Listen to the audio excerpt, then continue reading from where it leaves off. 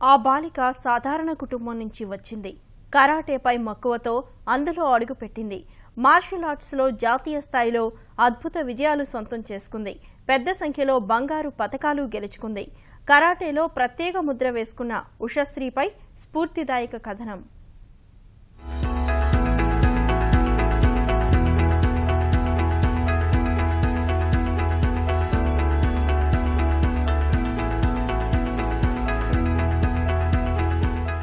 గంధం ఉషశ్రీ ఎర్రగుండెపాలెంకు చెందిన మాధవరావు, స్వాతి దంపతుల ఏకైక కుమార్తె.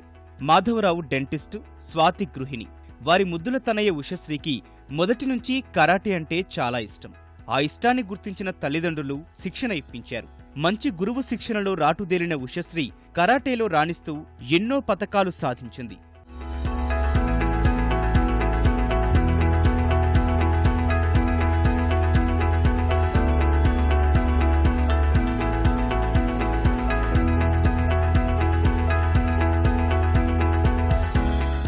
(2014లో కావలిలో జరిగిన రాష్ట్రస్థాయి కరాటే కుంగ్ఫూ పోటీల్లో బంగారు పతకం సాధించింది. అదే సంవత్సరం నవంబర్ 30న చీరాలలో, డిసెంబర్ 7న గుంటూరు, డిసెంబర్ 14న ఒంగోలు పోటీల్లో పసిడి పతకాలు పట్టేసింది. జాతీయ స్థాయిలో 2016 జూలై 22 నుంచి 26 వరకు హరిద్వార్లో జరిగిన పోటీల్లోనూ అదే ఒరవడి కొనసాగించింది. అదే ఏడాది నాసిక్లో జరిగిన 13వ జాతీయ స్థాయి పోటీల్లోనూ స్వర్ణం గెలుచుకుంది. ఈ ఏడాది మేలో ఢిల్లీలో జరిగే కరాటే అసోసియేషన్ ఆఫ్ ఇండియా వారు నిర్వహించే జాతీయ స్థాయి పోటీల్లో పాల్గొనేందుకు సిద్ధమవుతోంది. నేను ఫస్ట్ గోల్డ్ మెడల్ ఎప్పుడు సాధించానంటే జిల్లంగిలో ఫస్ట్ స్టేట్లో ఫస్ట్ గోల్డ్ మెడల్ వచ్చింది. అప్పటి నుంచి మాస్టర్ నా టాలెంట్ని గుర్తించి అక్కడి నుంచి నన్ను షేర్ చేయడం అని మొదలుపెట్టారు. ప్లీజ్ ఎంకరేజ్ చేయండి గర్ల్స్ని, వాళ్ళ టాలెంట్ని బయటికి తీయండి. నేను చాలా గర్వపడుతున్నాను, ఎందుకంటే ఒక అమ్మాయి నుండి ఇంత స్థాయికి వచ్చినాను. గంధం ఉషశ్రీ అనే ఈ పాప నా దగ్గర గత 4 సంవత్సరాల నుంచి కోచింగ్ తీసుకుంటుంది.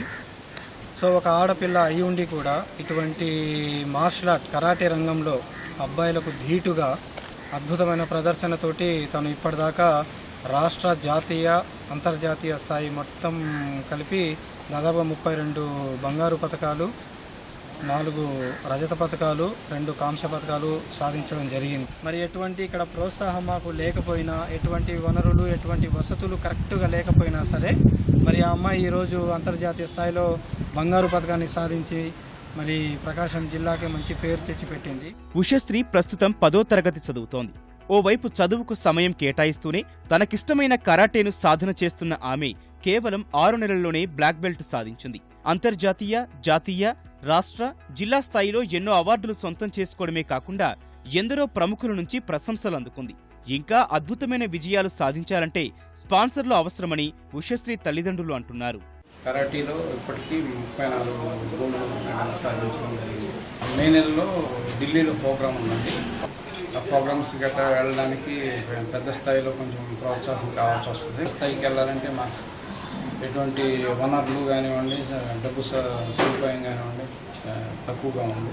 పాప ఈ స్థాయికి రావడం చాలా సంతోషంగా ఉందండి.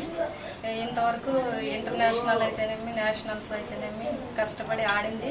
అది అన్ని సౌకర్యాలు ఉన్నవాళ్ళు ఆడింది వేరు, కానీ ఎలాంటి సౌకర్యం లేకుండా పాప ఇంటర్నేషనల్ లెవెల్కి వెళ్ళిందంటే చాలా సంతోషంగా ఉంది.